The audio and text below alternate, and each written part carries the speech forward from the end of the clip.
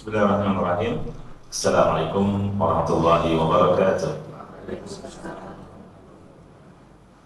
Alhamdulillah, alhamdulillah ala ihsanih wa syukru lahu ala taufiqihi wa amtinani. Wa asyhadu an la ilaha illallah wahdahu la syarika lah ta'ziman li sya'ni wa asyhadu anna Muhammadan abduhu wa rasuluh ad-da'i ila ridwani. Allahumma shalli alaihi wa ala alihi wa ashabihi wa ikhwani. Amma ba'du, jemaah sekalian rahimakumullah. Alhamdulillah pada pagi hari ini dengan izin dan taufik dari Allah Subhanahu wa taala kita dapat berkumpul dalam rangka mengurangi kebodohan kita sedikit demi sedikit. Karena setiap kita dilahirkan dalam keadaan jahil, tidak memiliki ilmu, tidak mengetahui apa-apa. Namun Allah Subhanahu wa taala membekali kita dengan penglihatan, pendengaran, dan juga akal pikiran untuk menghilangkan kebodohan kita tersebut.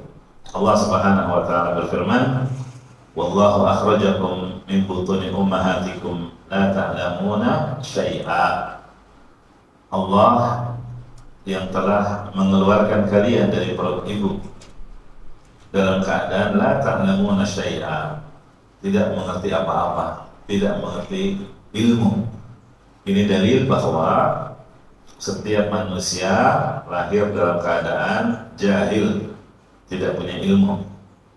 Jadi nggak ada itu yang namanya ilmu laduni, ya, ilmu yang didapatkan tanpa proses belajar. Tahu pinter dengan sendirinya, ya, karena kata para ulama dan juga disebutkan dalam hadis, ya, innamal ilmu bitta'allum, ilmu itu didapatkan dengan proses belajar.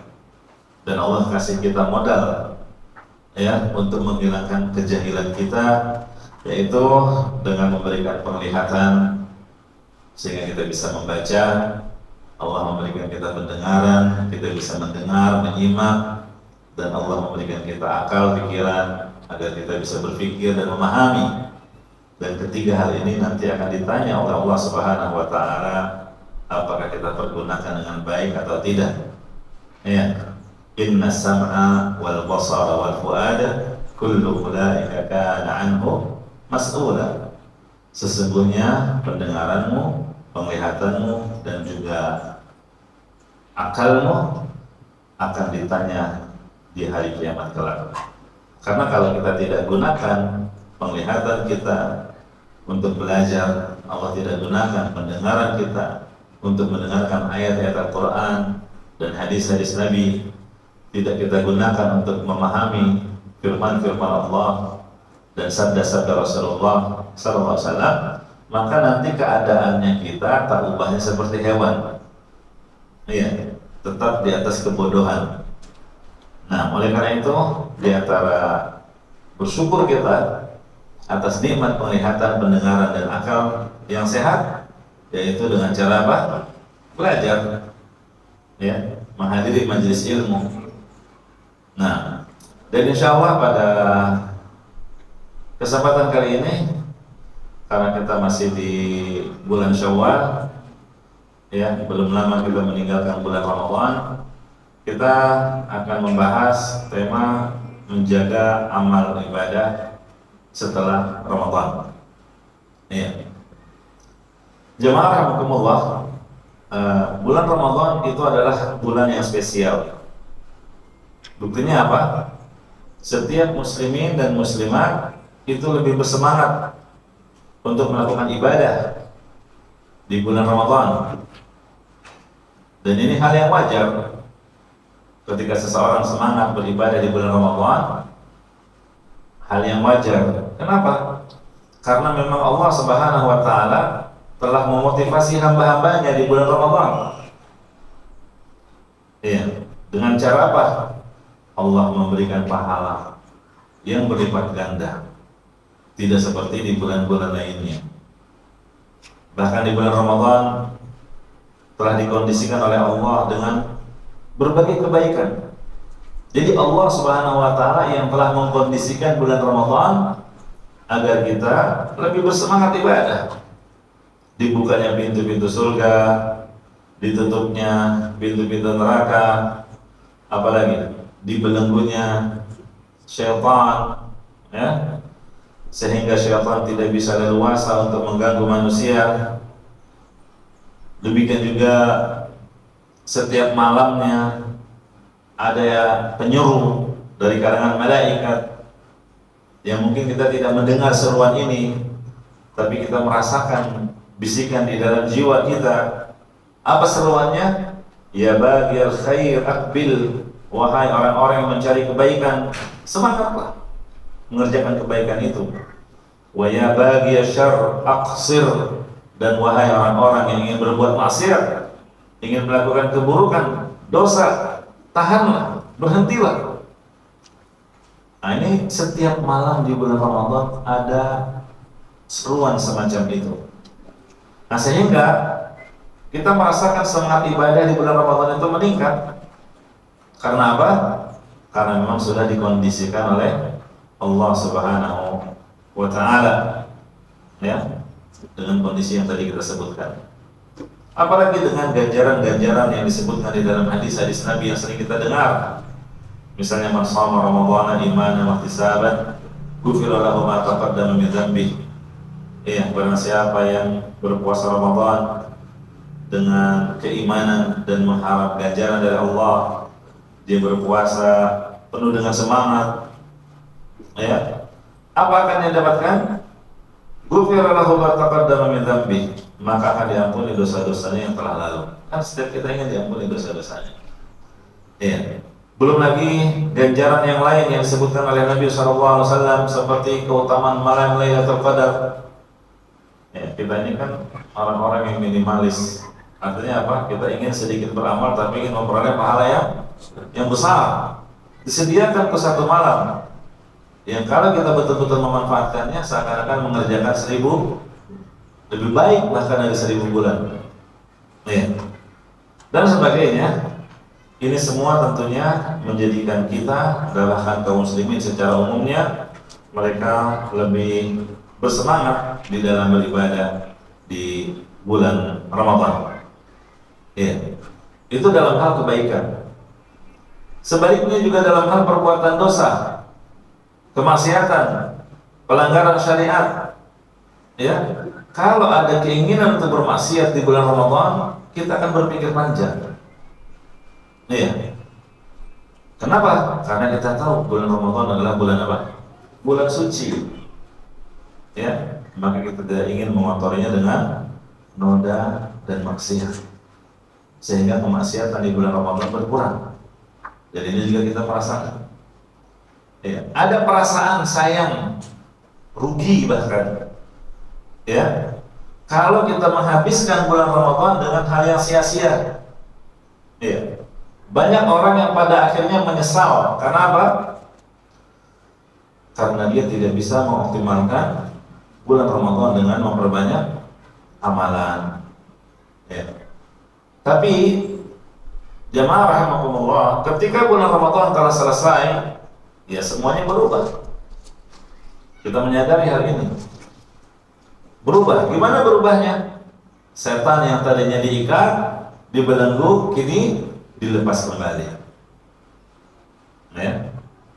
Seruan-seruan yang tadi dari kalangan malaikat atau yang lainnya yang menyuruh untuk kebaikan sudah tidak ada lagi setiap malam. Demikian juga seruan-seruan untuk berhenti dari perbuatan maksiat tidak ada lagi di malam-malam, di malam hari. Dan orang-orang sudah mulai bebas bermaksiat tanpa rasa malu. Beda di bulan Ramadan, orang bermaksiat ngumpet-ngumpet, sembunyi-sembunyi, ada perasaan malu untuk melakukannya. Tapi selepas Ramadan, ya sudah. Ya, banyak orang kembali bebas bermaksiat tanpa rasa malu. Nah, belum lagi ganjaran-ganjaran yang dijanjikan oleh Rasulullah di bulan Ramadan tidak lagi didapati di bulan setelah itu. Nah, makanya ini ujian berat yang akan dihadapi oleh setiap muslim dan muslimah setelah kepergian Ramadan, sehingga kondisi tersebut dapat mempengaruhi apa? keistiqomahan kita di dalam beribadah ya setelah Ramadan. Nah ini ujian. Apakah 11 bulan ke depan ya dari Syawal, Dzulqa'dah, Dzulhijjah dan seterusnya, apakah kita masih bisa menunjukkan nilai-nilai Ramadan tadi? Ataukah hilang dan lenyap nilai-nilai Ramadan itu dari diri kita? Ya. Apakah sholat 5 waktu masih bisa kita jaga pelaksanaannya tepat waktu dan yang laki-laki berjamaah di masjid? Ya. Apakah tahajud kita masih bisa kita jaga walaupun hanya dengan witir 3 rakaat atau bahkan hanya 1 rakaat? Apakah kita masih bisa menjaganya? Lembaran-lembaran Al-Quran yang selama ini menemani kita di bulan Ramadan, apakah masih tetap bisa menemani kita di hari-hari yang kita jalani di 11 bulan ke depan? Ya. Atau semuanya berubah? Ya. Salat 5 waktu mulai bolong-bolong, ya, mulai telat pengerjaannya, masjid sudah mulai ditinggalkan, salat malam, tahajud, tarawih kita berganti dengan tidur-tidur yang nyenyak, berganti dengan mimpi-mimpi indah. Al-Quran tidak lagi menemani kita, justru dia kembali kerak dinding, menjadi hiasan sehingga berdebu. Tidak kita pernah buka lagi kecuali sampai Ramadan berikutnya. Kalau seperti itu keadaannya jamaah, ketahuilah bahwa pesantren Ramadan yang kita jalani 1 bulan kemarin adalah pesantren yang gagal. Ya, pesantren yang gagal. Dan kita khawatir apa yang kita lakukan 1 bulan Ramadan kemarin tidak diterima oleh Allah. Ya. Karena Allah mengingatkan kita dalam Al-Quran, innama yataqabbalullahu minal muttaqin. Allah hanyalah menerima amalan dari hamba yang bertakwa, dan itu ketakwaan terus mengiringi dia. Dan juga Allah mengingatkan dalam Al-Quran surat An-Nahl ayat 92. An-Nahl 92. Silakan dilihat. A'udzubillahi minasyaitonir rajim. ولا تكونوا كالذين قضت غزلها من بعد قوة أنكاثا. Janganlah kamu seperti perempuan yang mengurai benangnya kembali setelah dia pintal. Ya, dia urai kembali sehingga tercerai-berai. Ini ayat Al-Quran memberikan permisalan. Jangan sampai kita seperti orang yang sudah menjahit, sudah memintal kain dengan sangat kuat, ya, hampir jadi, bahkan sudah jadi, tapi kemudian setelah itu justru dia mengurainya kembali sepintal demi sepintal setelah baju itu hampir selesai. Ya. Nah, itu perumpamaan yang Allah berikan. Ya. Nah, ini serupa dengan orang-orang yang setelah sebulan Ramadan dia bersemangat, tapi setelah kepergian Ramadan dia mulai melepasnya. Ibadah-ibadah itu, semangat itu, dia mulai melepasnya satu persatu. Ya, ibadah puasanya sudah tidak lagi dia lakukan. Yang lainnya, qiraatul Qur'annya, ya, ibadah-ibadah lainnya telah dilakukan dengan susah payah di bulan Ramadan. Kemudian dia lepas satu persatu setelah kepergian Ramadan. Itu seperti yang disebutkan di surat An-Nahl ayat berapa tadi? 92. Ya. Oleh karena itu jamaah rahimakumullah, salafus salih, para sahabat, tabi'in dan tabi'ut tabi'in dan orang-orang saleh sepeninggal mereka mencela orang-orang yang hanya beribadah di bulan Ramadan kemudian meninggalkan ibadah itu pasca Ramadan. Bi'sal qaum la ya'rifuna Allah haqqan illa fi syahr Ramadan. Sungguh buruk keadaan satu kaum, keadaan seseorang yang tidak mengenal Allah kecuali di bulan Ramadan. Yang mana hal-hal yang wajib dia kerjakan di bulan Ramadan, setelah Ramadan selesai dia tinggalkan semua. Sungguh buruk keadaan orang seperti itu. Nah, makanya jemaah rahimakumullah, pembahasan tentang menjaga amal pasca Ramadan ini sangatlah penting bagi kita agar kita tidak termasuk ke dalam golongan orang-orang yang merugi, ya, dan orang-orang yang tercela di dalam ayat dan hadis-hadis Nabi SAW tentang hal tersebut. Ya. Kemudian jamaah azanillahu wa iyyakum, istiqamah menjaga amal ibadah pasca Ramadan itu bukanlah yang dimaksud adalah kita beribadah sebagaimana ibadah di bulan Ramadan, bukan itu yang dimaksud. Itu berat, ya. Misalnya terus menerus membaca Al-Quran waktu Ramadan, target misalnya 3 juz sehari atau lebih, atau 1 juz, atau salat tahajud berjam-jam kuat, apalagi di 10 malam terakhir, qiyamul lail, qiyam Ramadan, di malam-malam Lailatul Qadar kita kuat, atau sedekah dengan jumlah yang banyak, ya, dengan mudah kita keluarkan. Nah, bukan itu yang dimaksud istiqomah setelah Ramadan tetap tuh begitu terus, tidak, ya. Mempertahankan ibadah di luar Ramadan sebagaimana melakukannya di bulan Ramadan itu amat sulit, ya, nggak mudah itu, ya. Nah, kenapa? Karena sebab-sebab yang membuat kita bersemangat ibadah di bulan Ramadan sudah tidak ada lagi, ya kan? Seperti tadi adanya seruan setiap malam, kemudian syaitan dibelenggu, kemudian ganjaran pahalanya dilipat gandakan.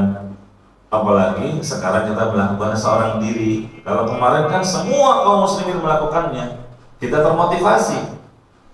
Nah, makanya kalau mempertahankan ibadah setelah Ramadan sebagaimana kita melakukannya ketika Ramadan, ini hal yang sulit. Karena sebab-sebab yang membuat kita semangat ibadah tidak ada lagi, ya. Nah, terus apa yang dimaksud istiqomah beramal ibadah pasca Ramadan? Maksudnya adalah bagaimana agar nilai-nilai Ramadan itu tidak hilang sama sekali. Nih, ibadah yang kita lakukan di bulan Ramadan masih terus berlanjut walaupun tidak 100% sama kuantitasnya maupun kualitasnya, tapi kita bisa jaga, masih kita jaga. Nah, ini yang akan kita bahas, bagaimana menjaga amalan setelah Ramadan agar nilai-nilai Ramadan itu tidak hilang pasca Ramadan, ya. Nah, yang pertama adalah jangan ujub, ya, dengan apa yang kita sudah lakukan selama Ramadan. Kalau Anda diberikan kemudahan oleh Allah menghatamkan Al-Quran minimal 1 kali atau 2 kali atau lebih, ya, ketika Anda bisa i'tikaf 10 malam terakhir, ya, ketika Anda bisa qiyam Ramadan full di masjid di 10 malam terakhir, ketika Anda telah bersedekah dengan jumlah yang sangat besar, jangan ujub, ya. Jangan merasa bangga diri seakan-akan sudah pegang tiket surga, kebangetan kalau Allah nggak masukin saya ke surga ini. Itu ujub namanya. Terus gimana bukti ujubnya? Tidak ujubnya, orang tidak akan ujub ketika dia berdoa memohon kepada Allah agar Allah menerima amal ibadah yang telah dia kerjakan selama ini, ya. Ini yang pertama, ya, yang paling penting, yaitu jangan ujub dan diiringi dengan apa? Berdoa kepada Allah agar ibadah-ibadah kita itu diterima, ya. Contohlah Nabi Ibrahim dan Ismail di surat Al-Baqarah 127. Allah berfirman, wa idh yarfa'u Ibrahimul qawa'ida minal baiti wa Ismail. Ingatlah ketika Nabi Ibrahim membangun Ka'bah bersama Ismail. Ka'bah yang kalau kita lihat di Mekah itu kan luar biasa, ya, besar, tinggi, lebar, hanya dengan tumpukan-tumpukan batu itu tadinya. Nggak seperti sekarang, mudah dengan alat bantu. Ya, untuk mengangkat batu-batu yang berat itu dengan alat berat sekarang bisa. Pekerjaan menjadi ringan. Tapi dulu Nabi Ibrahim itu manual. Ya, butuh kerja keras. Sampai ada tempat yang disebut Maqam Ibrahim, tempat berdirinya Nabi Ibrahim untuk mengangkat batu itu ketika sudah mulai meninggi. Ya, itu cuma berdua itu. Kalau di masa Nabi Muhammad SAW kan sempat direnovasi Ka'bah, ya karena satu peristiwa. Tapi kerja bakti, ada banjir besar, gitu ya, sehingga roboh Ka'bah. Kerja bakti, direnovasi Ka'bah, itu kerja bakti. Banyak orang yang mengerjakannya, sampai Rasulullah sendiri mengangkat batu itu. Artinya apa? Yang dilakukan oleh Nabi Ibrahim dan Ismail membangun Ka'bah itu bukan pekerjaan yang ringan, pekerjaan yang berat. Tapi lihat, setiap kali Nabi Ibrahim dan Ismail meletakkan batu membangun Ka'bah, senantiasa diiringi dengan doa, Rabbana taqabbal minna innaka antas sami'ul alim. Hafal nggak nih doa? Hafalkan. Ya, setiap kita selesai ibadah, baca doa ini. Ya, ikuti saya. Rabbana taqabbal minna, Rabbana taqabbal minna innaka antas sami'ul alim. Rabbana taqabbal minna innaka antas sami'ul alim. Ada yang sudah hafal? Ada yang mau coba? Coba, siapa? Darah hafal darah? Coba.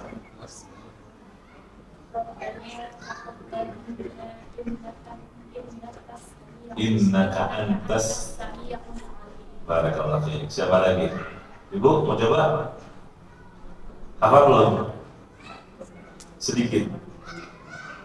Coba. Innaka. Ya, Masya Allah. Ya. Nah, yang sudah hafal sering baca setiap hari, karena setiap hari kita melakukan amal saleh. Ya, setelah tahajud, ya, berdoa kepada Allah, Rabbana taqabbal minna innaka antas sami'ul alim.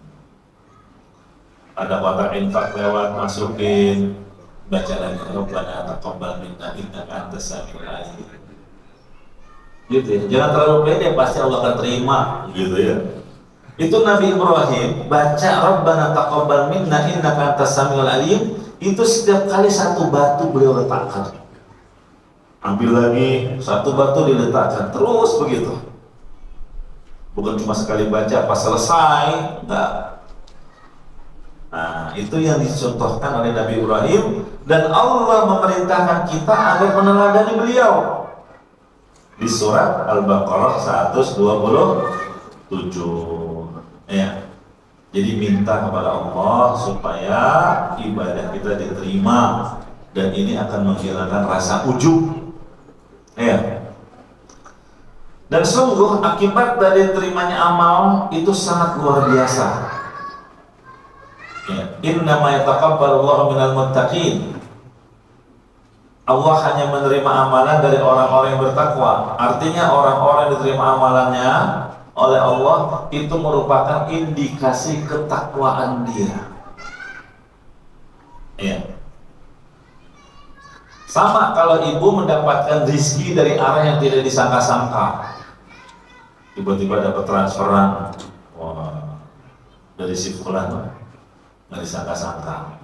Ya. Atau tiba-tiba ada yang kirim paket ke rumah. Ya, kalau ibu mendapatkan rezeki yang tidak disangka-sangka, Semoga itu indikasi ketakwaan. Tapi jangan terlalu ujub juga ya, dengan mengatakan wah rizki anak soleh misalnya, wah rizki orang yang bertakwa, ya nggak juga, hanya berharap. Kenapa? Karena ada ayat Al-Quran, wa may yattaqillaha yaj'al lahu makhraja wa yarzuqhu min haitsu la yahtasib. Itu kan dalilnya. Tanda orang takwa itu akan Allah beri solusi dari setiap permasalahan yang dihadapi, dan Allah akan berikan rezeki dari arah yang tidak disangka-sangka. Nah demikian juga dengan indikasi ketakwaan. Apa itu? Diterimanya amal ibadah. Bagaimana kita tahu amal ibadah kita diterima? Kita bisa menjaga amalan itu sampai akhir hayat kita. Nah, dan ini tujuan kita berpuasa.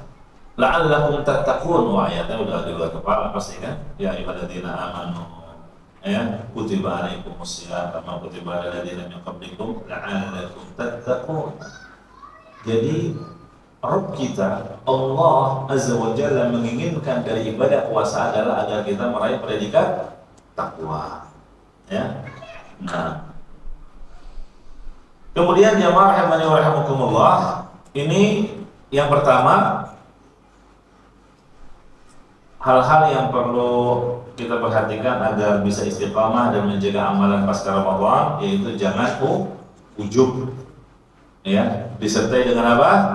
Banyak berdoa kepada Allah, Rabbana taqabbal minna innaka antas samiul alim, ya, agar ibadah kita diterima oleh Allah Subhanahu wa ta'ala. Ya, karena tidak ada di antara kita yang memastikan, yang bisa memastikan kalau ibadahnya selama Ramadan diterima. Ada yang berani memastikan? Apalagi kita menyadari ibadah kita itu banyak kekurangan. Ya.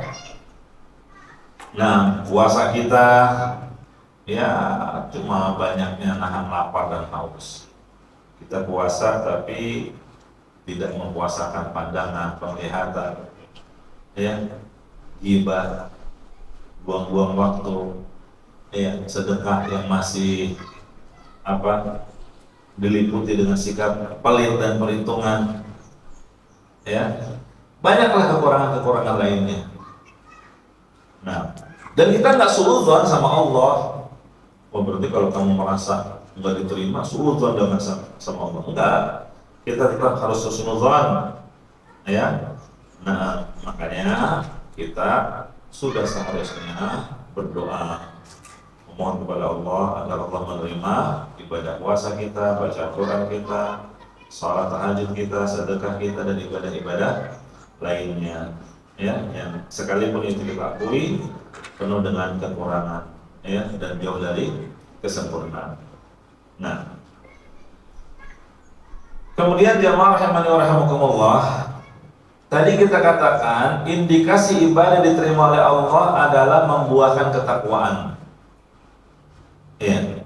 Dan ini modal yang akan kita bawa 11 bulan ke depan. Ya. Ketakwaan itu kan menjalankan perintah berdasarkan ilmu dan mengharap pahala. Bersama dengan itu menjauhi dosa, maksiat, larangan-larangan Allah berdasarkan ilmu, ya, karena takut azab dan siksa neraka. Nah, ini modal kita, sehingga kita akan tetap diberi kemudahan oleh Allah untuk menjaga amalan saleh pasca Ramadan. Ya, sekali lagi, tanda amal ibadah kita diterima oleh Allah adalah apa? Diberikannya kemudahan-kemudahan dalam mengerjakan amal saleh. Ya, sehingga keadaan kita jauh lebih baik dari sebelumnya. Mungkin kalau mau diilustrasikan, Ramadan itu ibarat bengkel yang memperbaiki. Iya, ibarat bengkel yang memperbaiki. Kita kalau pengen tahu ini bengkel bagus apa enggak, berhasil atau tidak, lihat. Ya, kalau mobil kita rusak terus dimasukkan ke bengkel, lihat setelah keluar dari bengkel, ada perubahan enggak?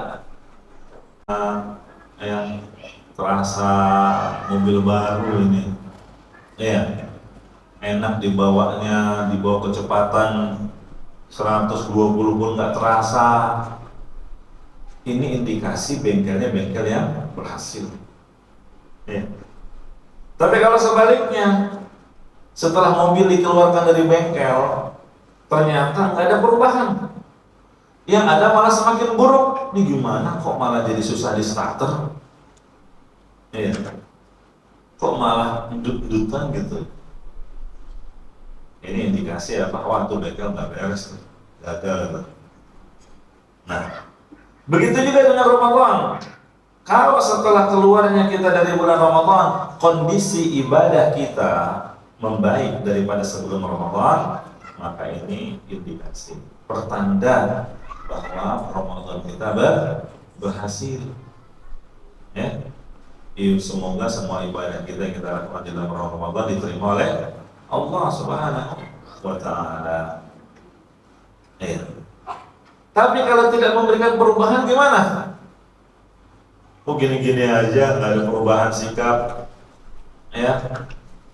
Berarti ada yang salah dari proses ibadahnya di bulan Ramadan.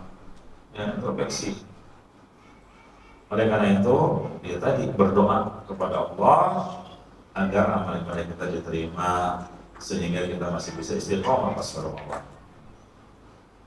Kemudian yang kedua, di antara upaya untuk menjaga amalan setelah Ramadan, kalau tadi jangan ujub, kemudian berdoalah kepada Allah agar diterima amal ibadah. Nah, kalau yang kedua, doa juga. Tapi kalau yang kedua, doanya memohon keistiqomahan. Memohon keistiqomahan. Karena istiqomah itu karunia dari Allah. Gak ada yang bisa membuat kita istiqomah kecuali Allah. Itu kan anugerah, ya, dari Allah Subhanahu wa Ta'ala. Makanya minta kepada Allah, karena keistiqomahan itu miliknya, sebagaimana hidayah milik Allah. Minta kepadanya, ya. Mana dalilnya? Surat An-Nur ayat 21. An-Nur ayat 21. Ketemu? Ada yang mau baca? Saya baca ayatnya. Walaula fadlullahi 'alaikum wa rahmatuhu ma zaka minkum min ahadin abada walakinnallaha yuzakki man yasha wallahu sami'un 'alim. Tuh sisi pendalilannya yang mana? Walakinnallaha yuzakki man yasha. Walaula fadlullahi 'alaikum wa rahmatuhu. Kalau seandainya bukan karunia dari Allah dan rahmatnya. Ini dalil. Istiqomah itu karunia dan rahmat Allah. Ya. Kalau bukan karena karunia rahmat Allah, tidak ada seorang pun dari kalian yang bisa istiqomah. Iya. Nah, maka doa, minta kepada Allah agar diberikan keistiqomahan. Apa doanya? Ya, yang paling gampang lah, ada di surat Al-Fatihah. Apa itu? Ihdinas siratal mustaqim. Jadi kita kalau baca surat Al-Fatihah itu direnungi maknanya, terutama kalimat ini. Kalau nggak bisa semuanya ya, harusnya belajar tafsir Al-Fatihah itu sudah hatam berkali-kali. Kenapa? Karena itu sering kita baca dalam sholat minimal 17 kali. Iya. Tapi ya karena saking seringnya kita baca dan hafal di luar kepala, akhirnya apa? Kurang menghayati. Ya. Padahal kata Imam Ibnu Qayyim rahimahullah, membaca satu ayat dengan penghayatan, kamu mentadaburi maknanya, mengerti kandungannya, itu jauh lebih baik daripada menghatamkan Al-Quran tanpa penghayatan. Ya. Nah, jadi ini doa yang paling gampang terkait poin nomor 2. Ya, setiap kali sholat, mau sholat sunnah, mau sholat fardu, ketika membaca ayat ihdinas siratal mustaqim, itu yakin kamu sedang meminta hidayah kepada Allah agar diberikan keistiqomahan. Gitu ya. Nah, ihdinas siratal mustaqim berarti ini ayat menyuruh kita jangan sampai lalai minta kepada Allah memohon hidayah. Sebagaimana disebutkan dalam hadis kursi, ya ibadi kullukum dhalun illa man hadaitu. Wahai hamba-hambaku, kalian semua pada asalnya dalam keadaan apa? Tidak mendapat petunjuk. Ya, tersesat. Illa man hadaitu, kecuali aku beri hidayah. Fastahduni, mintalah hidayah itu kepada. Demikian juga dengan keistiqomahan. Ya. Nah. Terus apa lagi doanya? Allahumma ya muqallibal qulub tsabbit qalbi ala dinik. Hafal. Mari ikuti saya. Allahumma ya muqallibal qulub tsabbit qalbi ala dinik. Allahumma ya muqallibal qulub tsabbit qalbi ala dinik. Ada yang apa? Ibu MC mau coba tanpa melihat? Boleh pakai mic? Allahumma ya qabal qulub tsabbit qalbi ala dinik. Ya muqallibal qulub tsabbit qalbi ala dinik. Masya Allah, barakallahu fiik. Yang belum hafal dihafalkan, yang sudah hafal sering-sering dibaca. Ya. Dan Allah akan mengabulkan doa hambanya yang berdoa kepadanya. Apalagi ini hati kita itu sangat mudah untuk bolak-balik. Ya. Buktinya apa? Nggak lama habis ikut pengajian, habis ikut majelis taklim, keluar, ya kita tiba-tiba hati kita bisa kacau lagi. Ya. Begitu juga setelah Ramadan, ya, setelah ibadah, merasakan keindahan ibadah. Tapi selepas Ramadan hati ini juga bisa kacau kembali. Makanya mintalah kepada Allah agar Allah meneguhkan hati kita. Ya. Meskipun kalau ternyata kita menyimpang, ya, Allah akan mengukuhkan dan mengembalikan kita. Apalagi doanya ada di surat Ali Imran ayat 8. Ini juga mudah-mudahan hafal. Rabbana la tuzigh qulubana ba'da id hadaitana wa hab lana min ladunka rahmah innaka antal wahhab. Masya Allah. Sebenarnya udah pada hafal ya, tapi tahu sering dibaca apa enggak gitu. Nah, Rabbana la tuzigh qulubana, wahai Rabb kami, jangan engkau jadikan hati kami condong kepada kesesatan, condong kepada keburukan, condong kepada kemaksiatan. Ba'da idh hadaitana, sesudah kau beri hidayah kepada kami. Ya, wa hab lana min ladunka rahmah, karuniakanlah kepada kami rahmat dari sisimu ya Rabb. Innaka antal wahhab, karena sesungguhnya engkaulah yang maha pemberi karunia. Gitu ya. Nah, kalau Allah sudah berkehendak, ibu-ibu, akan sangat mudah bagi seseorang menjadi pribadi yang istiqamah. Ya.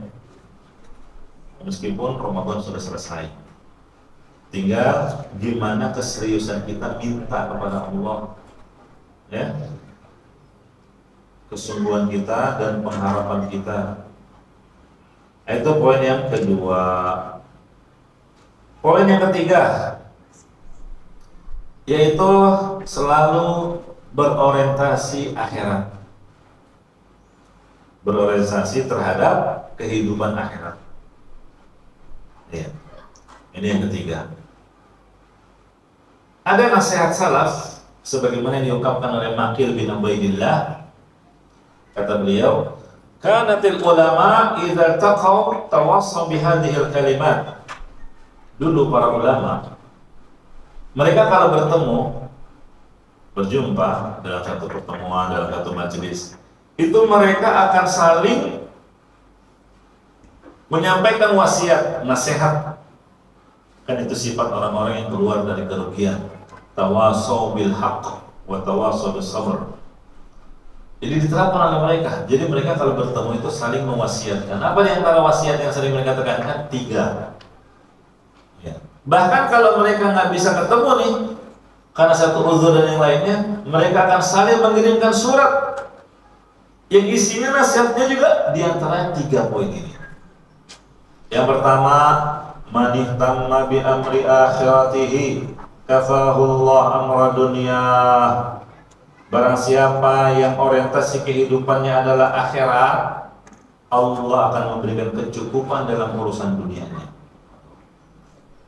Ya, barang siapa yang orientasinya adalah akhirat, di kehidupan akhirat, maka Allah akan memberikan kecukupan dalam urusan dunianya. Yang kedua, man aslaha sariratahu aslahallahu alaniyatahu. Barang siapa yang memperbaiki kondisi batinnya dia, ya, maka Allah akan perbaiki lahiriannya dia. Yang ketiga, man aslaha ma bainahu wa bainallah aslahallahu ma bainahu wa bainan nas. Siapa yang mau memperbaiki hubungannya dia dengan Allah, maka Allah akan perbaiki hubungan dia dengan sesama manusia. Ya, ini 3 wasiat salaf, perkara yang sangat agung. Apa tadi yang pertama? Barang siapa yang orientasinya adalah kehidupan akhirat, maka Allah akan memberikan kecukupan. Ini keutamaan orang yang orientasinya adalah akhirat. Hatinya hanya mengharapkan kehidupan akhirat. Bahkan ketika melaksanakan aktivitas duniawi, kerja, keluar rumah, cari nafkah, bisnis, muamalah, yang dia harapkan adalah keuntungan akhirat. Gimana caranya? Ya dia dalam rangka menunaikan kewajiban nafkah, karena dia sebagai laki-laki menafkahi anak, istri, atau menafkahi orang tua. Harta yang dia dapatkan itu hanya sarana untuk meraih akhirat, sehingga dia infakkan fisabilillah, untuk bangun masjid, dia wakafkan, ya, supaya dia bisa umroh, bisa haji. Itu orientasinya akhirat. Bahkan dalam aktivitas duniawi pun, ya, yang diharapkan adalah akhiratnya, berupa pahala di sisi Allah. Ya. Apa yang akan dia dapat? Orang yang orientasinya selalu kehidupan akhirat disebutkan dalam hadis riwayat Tirmidzi, man kana hammuhul akhirah jama'allahu syamlah. Nih, 3 keutamaan yang akan diraih oleh mereka yang orientasi kehidupannya adalah akhirat. Ya, Allah akan memberikan 3 perkara. Yang pertama, jama'allahu syamlah. Allah akan kokohkan urusannya dia. Artinya dia akan diberikan keistiqomahan oleh Allah. Dia akan tegar dalam menghadapi berbagai macam ujian dan cobaan. Ini butuh, karena kita hidup di dunia memang tempatnya ujian dan cobaan. Gimana supaya kokoh dan tegar? Ya, ini. Ya, selalu berorientasi terhadap akhirat, sehingga dia berkuat dalam menghadapi berbagai cobaan. Yang kedua, ja'ala ghinahu fi qalbihi. Allah akan menjadikan hatinya itu memiliki sifat qanaah.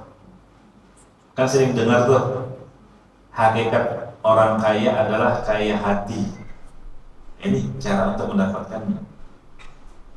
Ya, penuh dengan qanaah, dia merasa cukup dengan apa yang Allah berikan kepadanya dari perkara dunia dan tidak pernah tergiur dengan apa yang ada di tangan orang lain. Yang ketiga, apa yang Allah berikan? Wa atatul dunya wa hiya ragimatun. Allah akan menjadikan dunia yang justru mendatangi dia dalam keadaan dunia itu tetap hina di matanya. Ya.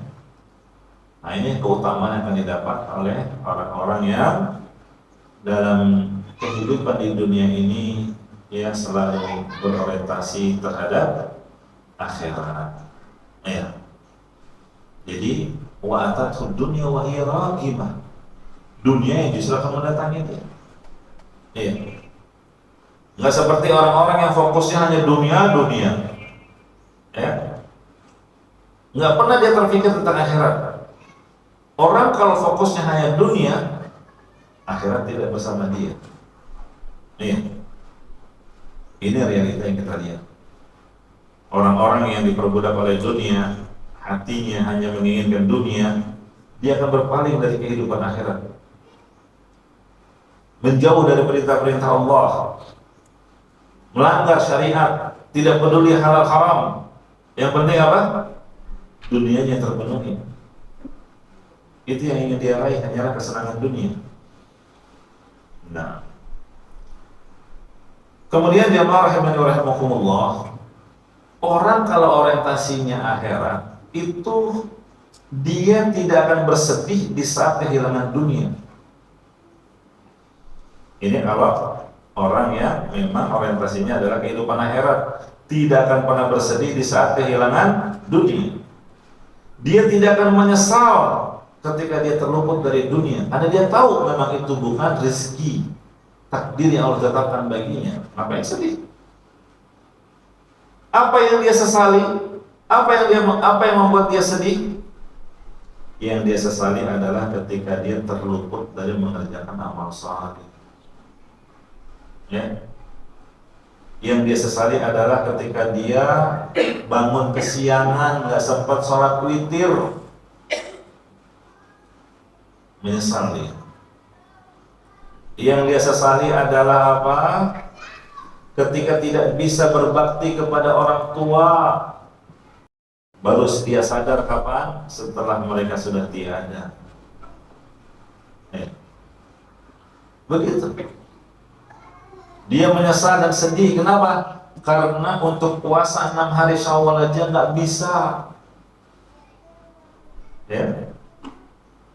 Dia menyesal dan bersedih. Kenapa? Karena datang ke masjid nggak sempat qobliyah subuh, udah koma. Dan dia semisal dengan itu. Nah, itu tanda orang yang memang orientasinya adalah akhirat. Ya. Nah, dan itu orang yang bertakwa. Ya, orang yang bertakwa selalu berorientasi terhadap akhirat, seluruh tidak tanduknya berdasarkan keuntungan dan bentuk kehidupannya di akhirat kelak. Nah, ketika seluruh tidak tanduk seseorang diukur dengan akhirat, tentunya dia akan terus melakukan ibadah yang berkesinambungan pasca Ramadan. Ya. Nah, sehingga dia dapat istiqomah di atas hal tersebut. Itu yang ketiga. Ya. Yang ketiga, apa yang ketiga tadi? Orientasinya terhadap akhirat. Nah, selalu berorientasi terhadap akhirat. Kemudian yang keempat, agar kita bisa istiqamah menjaga amal ibadah setelah Ramadan, yaitu tetap mengamalkan ibadah secara berkesinambungan. Ya. Mengamalkan ibadah secara kontinu, walaupun sedikit. Ini berdasarkan hadis Nabi sallallahu alaihi wasallam, ahabbul a'mali ila Allah adwamuha wa in qalla.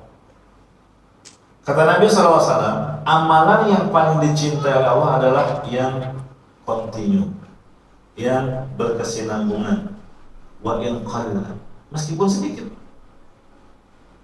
Nah, jadi kan kita nggak bisa ngatur Allah untuk menentukan amalan yang Dia cintai. Amalan mana yang Allah harus cintai? Nggak bisa. Allah yang menentukan, Allah yang menetapkan ibadah apakah yang Dia cintai, dan itulah yang kita tempuh. Karena setiap ibadah yang dicintai Allah pasti pahalanya lebih besar, dan agar kita memperoleh kecintaannya pula. Kan kita ingin dicintai Allah. Kalau mengklaim kita cinta Allah, semua orang bisa. Yahudi dan Nasrani pun mengklaim sebagai orang-orang yang mencintai Allah. Nih. Jadi Allah lah yang menetapkan ibadah seperti apa yang Dia cintai. Nah, di hadis ini Nabi mengabarkan amalan yang Allah cintai adalah yang kontinu, yang berkesinambungan. Ya. Coba lihat, ada 3 orang sahabat yang dia ingin melakukan ibadah yang menurut dia itu menjadi sebab kecintaan Allah padanya, tapi ternyata salah. Ya, mereka hanya semangat, habis itu selesai, nggak pernah berkelanjutan lagi. 3 orang sahabat yang ingin beribadah melebihi ibadahnya Rasulullah SAW. Ya, salah seorang di antara mereka apa? Untuk bertekad sholat tiap malam, nggak mau tidur, tidurnya ganti siang. Yang kedua apa? Mau puasa tiap hari, namanya puasa wisol. Ya, makannya malam aja. Terus ada juga yang nggak mau nikah, karena dia pikir menikah hanya akan menyibukkan dia dari ibadah. Akhirnya mereka ditegur oleh Nabi SAW, antumul ladzina qultum kada wa kada, kaliankah yang berkata dan berencana untuk melakukan ibadah begini dan begitu yang tadi disebutkan?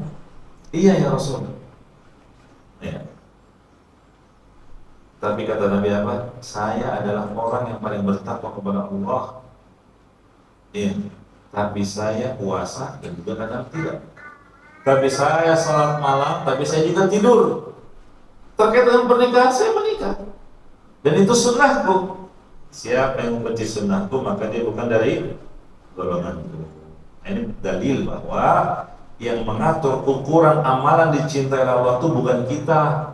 Kan sahabat tadi menganggap itu amalan yang dicintai, ternyata enggak. Iya. Mengukur amalan itu dicintai Allah adalah Allah sendiri yang menetapkannya.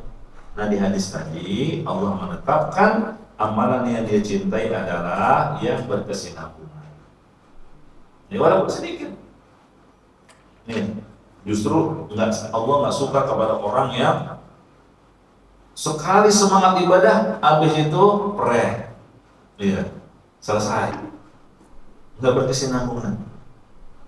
Ya, jangan memperberat sesuatu yang Anda tidak mampu melakukannya.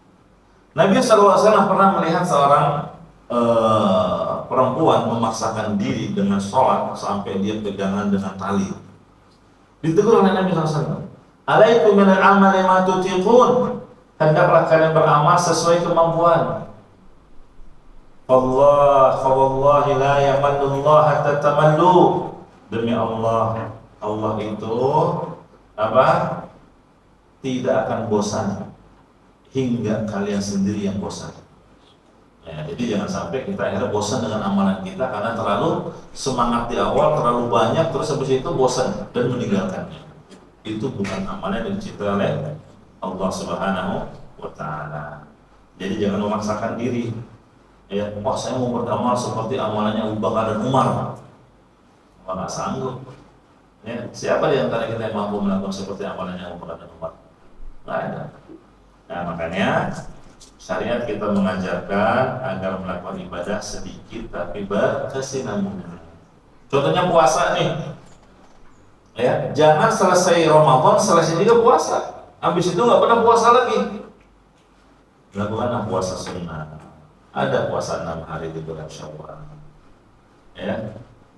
Nah, ada puasa Ayyamul Bid. Ya, kalau Syawal sudah, ya Ayyamul Bidnya nanti di bulan Dzulqa'dah. Ya, karena Syawal 6 hari itu sudah menggantikan Ayyamul Bid yang kamu lakukan. Ayyamul Bid kan cuma 3 hari. Ini kamu sudah melakukannya berapa hari? 6 hari. Dan nanti bulan Dzulqa'dah boleh kamu kembali melakukan Ayyamul Bid.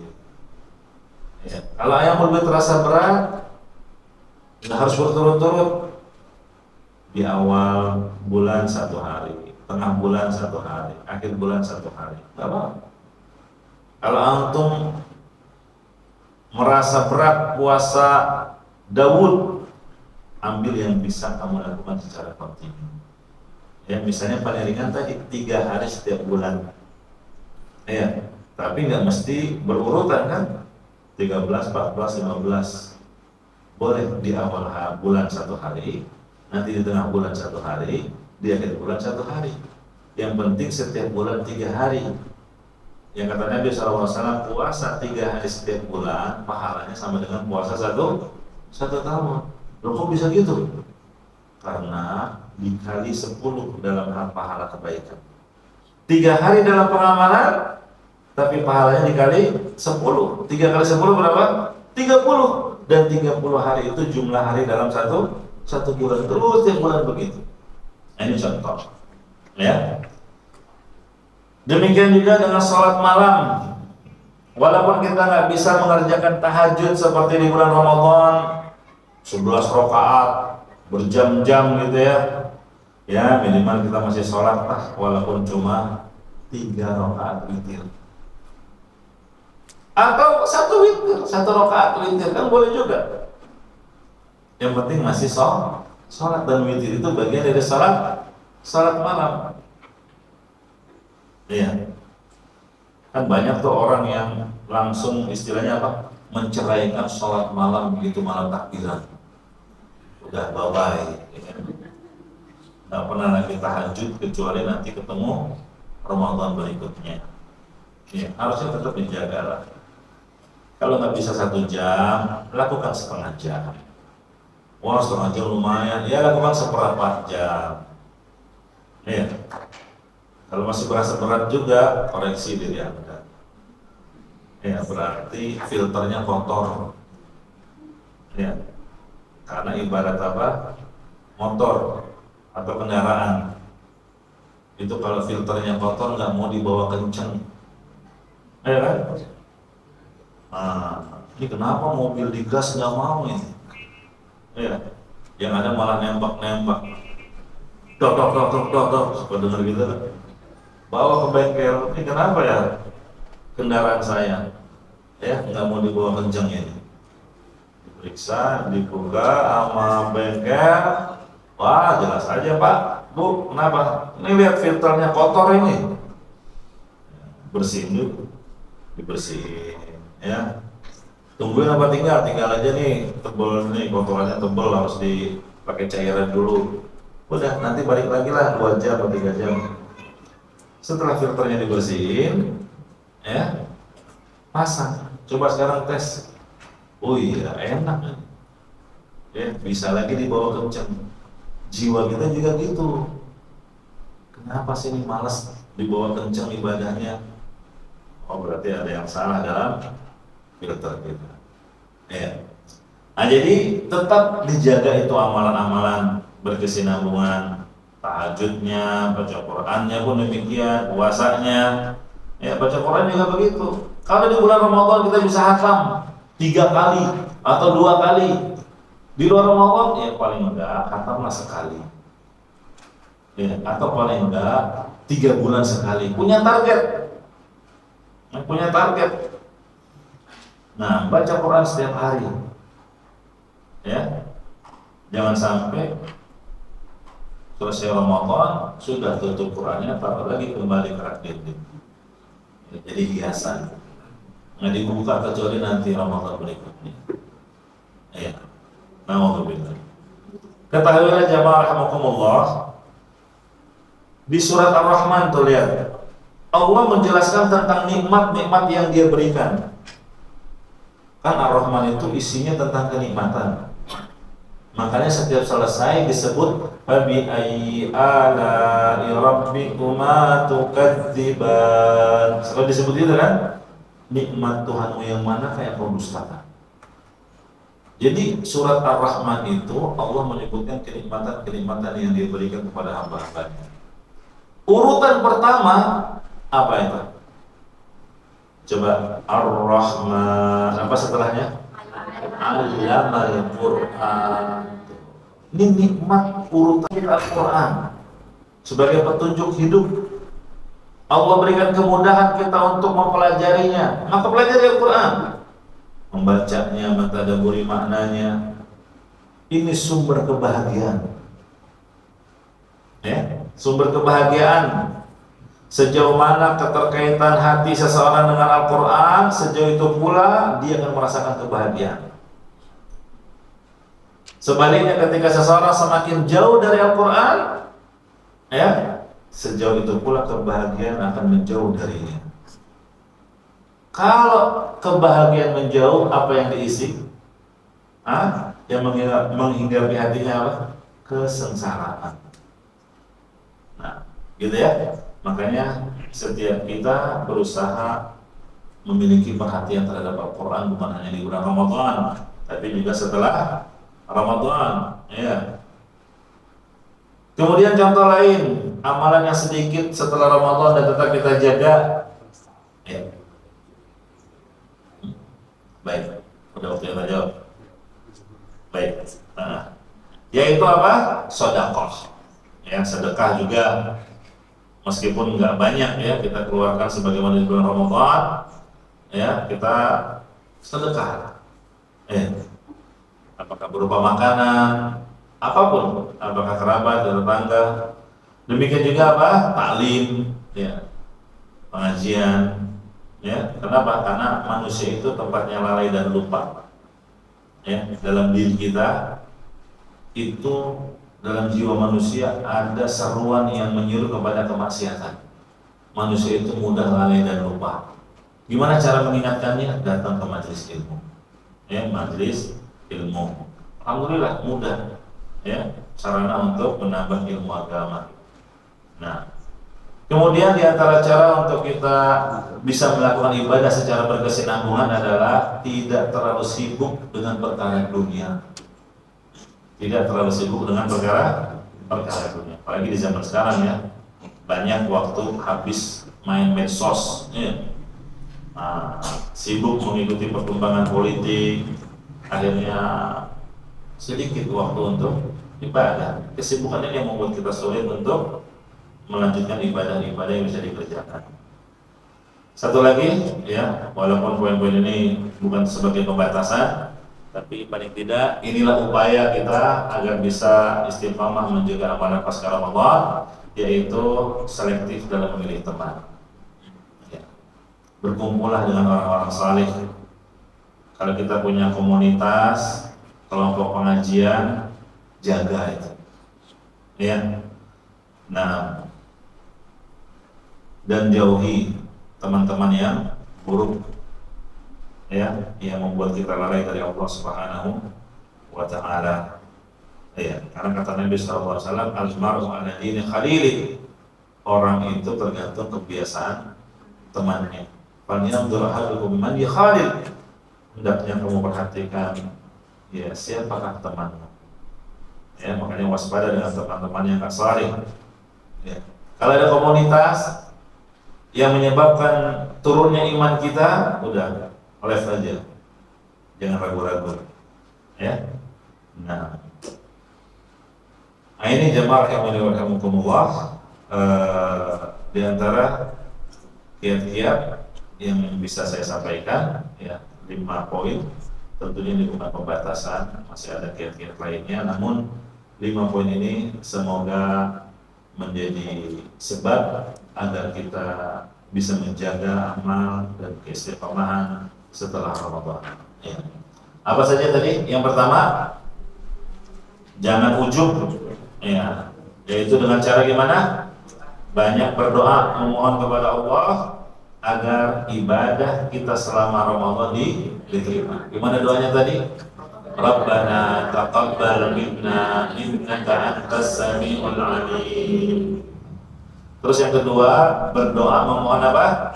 Keistiqomahan. Apa doanya? Ihdinas siratal mustaqim. Terus Allahumma ya muqallibal qulub tsabbit qalbi ala dinik. Terus apa lagi?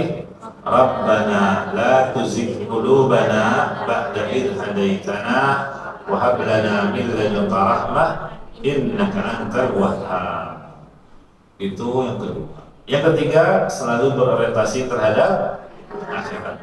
sekalipun itu dalam urusan dunia. Ya, apalagi dalam amalan akhirat. Ya, tujuannya juga adalah untuk kehidupan kita akhirat. Jangan niatnya puasa tapi supaya sehat, kata dokter suruh banyak-banyak puasa supaya gula darahnya turun. Akhirnya motivasinya dia puasa apa? Duniawi, sehat. Ya sehat aja dia dapat nanti. Di akhirat tidak lagi dia dapat pahala. Ya, jangan begitu, itu contohnya. Nah, jadi puasa itu untuk apa dong? La'allakum tattaqun, supaya kita menjadi hamba yang bertakwa. Bukan juga dalam rangka turun berat badan. Habis ikut program ini, program itu nggak ada yang berhasil, puasa aja lah. Nah, ini bukan orientasi akhirat berarti. Ya. Nah, kemudian yang keempat apa? Nah, tetap melakukan amal ibadah secara berkesinambungan walaupun sedikit. Tetap jaga tahajud minimal witir 1 rakaat. Malu juga sih, witir cuma 1 gitu ya. Pada rezeki Allah berikan banyak, tambahlah 3 rakaat, gitu ya. Mau sebelum tidur juga boleh, ya. Tapi yang terbaik akhir malam, yaitu sebelum subuh. Puasa juga, mana aja yang paling mudah. Ya. Nah, puasa Senin Kamis kah? Atau puasa 3 hari setiap bulan. Ya. Sedekah juga begitu. Ya. Baca Quran juga. Nah, terus juga taklim. Ya, jangan sampai pekan kita lalui tanpa ada taklim yang kita ikuti. Ya, minimal seminggu sekali. Ya. Jangan sampai pekan-pekan dan bulan-bulan berlalu tanpa ada satu kajian pun yang kita ikuti. Ya. Ingat, kebutuhan kita terhadap ilmu agama melebihi kebutuhan kita terhadap makan dan minum. Ya. Dan yang terakhir, berkumpul, ya, selektif dalam memilih teman. Ya, makanya kalau punya komunitas pengajian, komunitas-komunitas yang dapat meningkatkan keimanan, itu yang dijaga. Teman-teman dan komunitas yang membuat turunnya iman, live aja, tinggalin. Ya, demikian. Kurang lebih mohon maaf. Silakan kalau ada hal yang ingin ditanya terkait materi yang lainnya. Kalau kita silakan. Jazakallah khairan Ustaz atas ilmunya. Semoga insya Allah kita bisa mengamalkan ilmu yang kita pelajari hari ini. Dan bagi ada yang mau bertanya, dipersilakan. Kita ada waktu 15 menit untuk bertanya karena akan persiapan untuk sholat zuhur.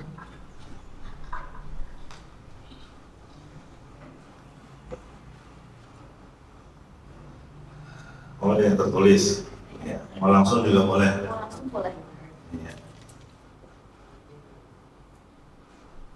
Assalamualaikum warahmatullahi wabarakatuh. Waalaikumsalam warahmatullahi wabarakatuh. Ustaz, izin bertanya, apakah wudhu kita batal apabila tidak sengaja menyentuh yang bukan mahram? Contohnya tukang sayur. Tukang sayur gerobak kali ya. Atau petugas ya, pom bensin dan lain-lain. Ya, memang di Al-Quran ada ayat yang menyebutkan aula mastumun nisa. Itu ayat kebetulan berbicara tentang pembatal wudhu. Iya. Auja ahadu minkum minal ghaid. Di surat Al-Maidah ayat 6. Ya. Pembatal wudhu itu kan buang air. Ya, air kecil ataupun air besar. Buang angin. Nah, di situ disebut menyentuh perempuan. Tapi yang dimaksud menyentuh perempuan itu bukan sentuhan kulit dengan kulit. Ya. Ditafsirkan oleh Ibnu Abbas dan para sahabat lainnya, yang dimaksud menyentuh perempuan adalah jima, melakukan hubungan suami istri. Ya. Itu sih jelas membatalkan wudhu, bahkan mengharuskan mandi. Itu yang dimaksud. Jadi Al-Quran itu bahasanya santun, tidak menggunakan bahasa yang vulgar. Nah, kita pun demikian, apalagi seorang dai, seorang penceramah, seorang guru, jangan mengungkapkan sesuatu dengan bahasa yang vulgar. Iya, di Al-Quran dan hadis kan begitu. Bahasa jima disebutnya dengan menyentuh perempuan. Mana dalil yang menguatkan kalau menyentuh itu adalah jima? Ada di surat Maryam, ketika Maryam dikabari oleh malaikat Jibril bahwa engkau akan hamil, mengandung seorang anak. Apa kata Maryam? Anna yakunu li gulam wa lam yamsasni bashar. Tuh. Bagaimana mungkin saya bisa hamil punya anak sedangkan saya tidak pernah disentuh laki-laki? Bahasanya apa? Disentuh laki-laki. Ada nggak perempuan disentuh doang langsung hamil? Nggak ada. Ya. Yang dimaksud adalah nggak pernah digauli oleh laki-laki, nggak pernah jima. Ya kan? Ada beberapa dari lainnya. Nah, jadi Al-Quran itu bahasanya santun sehingga mengungkapkan jima, senggama, hubungan suami istri dengan apa? Menyentuh istri. Ya, sama kayak kita dalam bahasa Indonesia. Ya, jangan bilang kamu kemana? Mau berak? Saya enak dia denger. Tapi bilang mau ke belakang. Nah, oh WC-nya di depan. Oh iya, di depan. Tapi bahasanya apa? Dibilangnya mau ke belakang atau mau ke kamar kecil gitu ya. Jangan diungkapkan mau tadi. Ya. Nah, ini kan dianggap wah nggak sopan. Al-Quran itu bahasanya luar biasa. Jadi yang dimaksud menyentuh perempuan adalah jima. Sehingga pertanyaannya apakah wudhu kita batal kalau nggak sengaja menyentuh yang bukan mahram? Nggak batal. Ya, nggak batal. Ya. Yang mahram pun nggak batal. Jangan sampai ibu ditengokin anaknya laki-laki, anaknya pulang dinas atau apa kangen sama ibu. Pas sampai rumah anaknya mau meluk, kata ibu, jangan nak, ibu sudah punya ibu. Ya kan? Nah, atau sebaliknya, ibunya memeluk anaknya laki-laki, anaknya bilang maaf aku udah wudhu, kan kecewa hati ibunya. Emang kenapa? Ya nggak batalin dulu, emang najis, gitu ya. Ini sama saja yang muslim maupun yang kafir. Jangan laki-laki bapak-bapak mau ke masjid, pas mau di jalan ketemu non-muslim tetangganya, ngajak salaman, maaf pak, saya sudah punya wudhu. Kan sama-sama laki-laki. Ya. Enggak, karena Anda kafir. Di Al-Quran, innamal musyrikuna najas. Di Al-Quran, Allah mengatakan orang kafir itu najis. Nah ini nggak benar ini. Yang dimaksud najis dalam Al-Quran itu keyakinannya, akidahnya, fisiknya. Nggak najis, salaman aja nggak apa-apa. Gitu ya. Nah, jadi nggak apa-apa itu kalau nggak sengaja, ya. Ini berbicara tentang hukum membatalkan wudhu atau tidak ya. Beda halnya berbicara sentuhan lawan jenis yang bukan mahram itu nggak boleh. Tapi kalau wudhu batal atau tidak, ya tidak batalkan wudhu. Ya repot juga kalau batal wudhu pas tawaf ya. Nah itu gimana nih? Apalagi laki-laki kadang dibuka sini nyaman ya. Yang namanya iltiba. Nah, ada juga sebagian jamaah kadang ngaji mumpung pun ganteng nih. Orang Arab mancung. Ya, kalau saya nggak malah sama dia. Ya. Nah, ini batal nggak wudhunya? Ya nggak batal. Kalau batal repot, ya. Awas, wah, gitu terus. Ya. Jadi Nabi SAW pernah setelah wudhu di rumah itu mau berangkat ke masjid bukan cuma sekedar sentuhan, dicium. Aisyah itu dicium keningnya. Ya, kan Nabi itu laki-laki yang romantis, ya, mencium keningnya Aisyah. Padahal mau ke masjid doang itu. Sampai masjid ngimamin. Ya. Bahkan ketika salat tahajud, Nabi SAW mau sujud, kakinya Aisyah menghalangi tempat sujud. Dipegang itu kakinya Aisyah. Kulit tangan Nabi menyentuh kulit kaki Aisyah. Aisyah pun menarik kakinya, baru Nabi sujud. Ramah. Begitu berdiri, kakinya ngelonjor lagi, namanya orang tidur kan. Dan itu berulang setiap kali mau sujud dipegang kakinya Aisyah. Ini menunjukkan apa? Bagaimana rumahnya Nabi SAW. Sangat sederhana.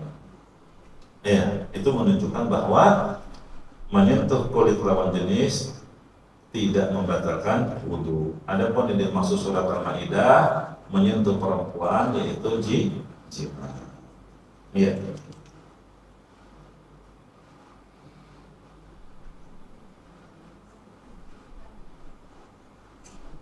Kalau kita banyak kesalahan dan dosa, apakah dengan sholat taubat dan perbaiki akhlak sudah cukupkah?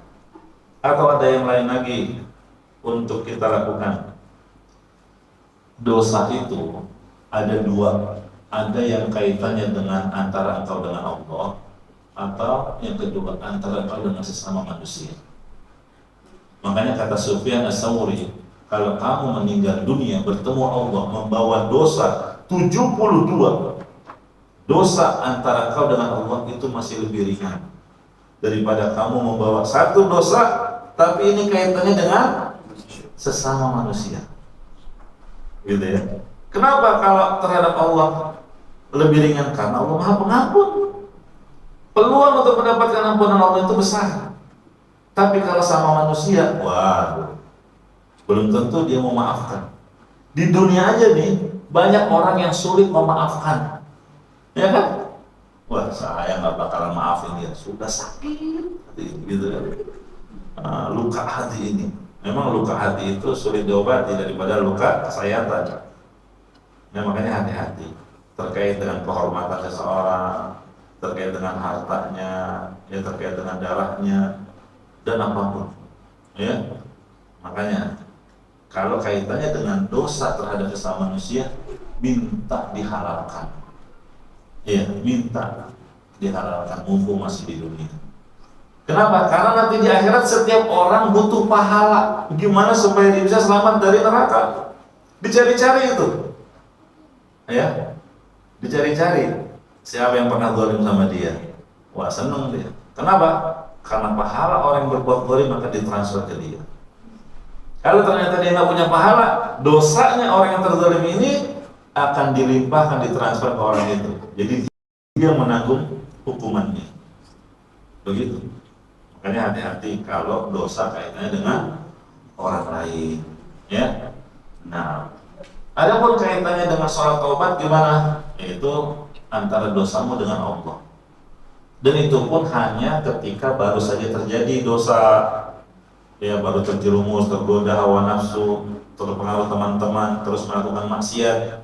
Ingat, sadar, segera ambil air wudu, sholat taubat 2 rakaat, terus baca Sayyidul Istighfar, Allah akan bersihkan dosamu itu. Tapi kalau kaitannya dengan hak orang lain, ya harus selesaikan itu yang bersangkutan. Ya, urusannya dia memaafkan atau tidak itu urusan lain lagi. Yang penting kamu sudah minta maaf. Targetnya nggak harus sampai dia memaafkan, enggak. Ya, yang penting kamu sudah menempuh dengan cara yang baik. Jangan juga ini saya punya salah sama kamu ya. Terserah sih kamu maafin enggak apa-apa. Jangan gitu juga. Ya, ya tetap kita berharap lapang dada bisa pulang, gitu ya. Jangan mentang-mentang udah tahu, saya tahu targetnya nggak harus kamu maafin sih. Ini mesti gengsi juga nih berarti nih. Ya. Nah, cuma saya supaya nggak ada beban aja di akhirat, maafin saya ya. Dan assalamualaikum. Ini nggak benar juga ini. Ini ikhlas apa nggak nih minta maaf nih? Ya, yang dilihat di sisi Allah adalah ketulusan hati untuk minta maaf.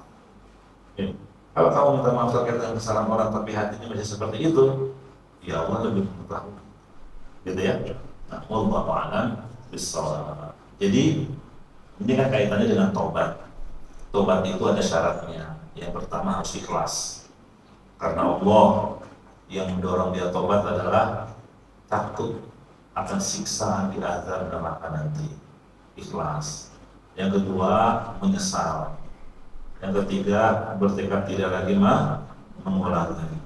Yang keempat, kalau kaitannya dengan orang, selesaikan dengan yang bersangkutan. Yang kelima, kalau ajal belum sampai di kerongkongan, udah sekarat gitu. Dan yang keenam, selama matahari belum terbit dari barat alias kiamat. Atau termasuk juga tanda-tanda kiamat besar. Ya, misalnya udah ngelihat Dajjal baru tobat gitu ya. Atau melihat turunnya Nabi Isa. Ada mengatakan bukan cuma matahari terbit dari barat, tapi tanda-tanda kiamat besar lainnya. Ini juga tanda waktu tobat sudah habis. Ya. Ini 6 syarat. Kalau dia lakukan, baru Allah akan ampuni dosa-dosanya. Nah, itulah rahasianya kenapa kalau taubatnya orang kafir itu dipastikan oleh Allah diterima, ya kan? Tapi taubatnya orang yang beriman, Allah hanya mengatakan mudah-mudahan Allah mengampuni dosamu. Kok pakai kata mudah-mudahan? Kan nggak ada kepastian berarti. Sama kayak kita dapat orang janji, datangnya besoknya, mudah-mudahan, mudah-mudahan sih, nggak pasti nih, gitu kan? Kenapa di Al-Quran surat At-Tahrim Allah mengatakan mudah-mudahan? Karena tadi kaitannya dengan 6 syarat, ya. Kalau terpenuhi 6 syarat, baru Allah ampuni. Dan supaya apa? Kamu tahu Allah mengampuni dosa itu bukan karena ada yang mewajibkan dia, bukan kewajiban Allah mengampuni dosa saya, tidak. Tapi itu semata-mata karena apa? Anugerah Allah, kebaikannya Allah mengampuni dosamu, ya. Nah, dan supaya kita juga tidak merasa ujub yang terhadap taubat yang kita lakukan. Baik, demikian kurang lebihnya mohon maaf. Sampai sini dulu kajian kita. Ya, semoga bermanfaat yang sedikit ini. Ya, kurang lebihnya mohon maaf. Semoga Allah memberikan istiqomahan kepada kita dalam mengerjakan amal saleh. Ya, sampai kita bertemu lagi dengan bulan Ramadan pada tahun-tahun berikutnya. Amin ya rabbal alamin. Kita tutup subhanakallahumma bihamdika asyhadu an la ilaha illa anta astaghfiruka wa atubu ilaik. Walhamdulillahi rabbil alamin. Wassalamualaikum warahmatullahi wabarakatuh.